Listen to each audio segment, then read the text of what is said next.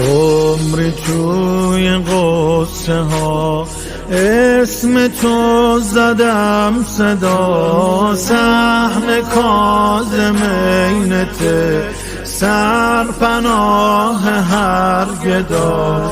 پای سفره تو شد حاجت دلم روا، مدیونتم من تا ابد، قلبم برات خورده سند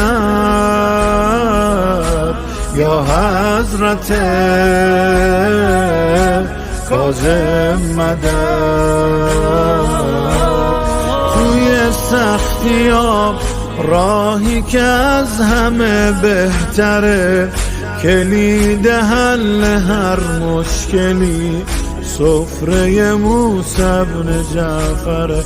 توی سختی‌ها راهی که از همه بهتره، کلید حل هر مشکلی سفره موسی بن جعفره.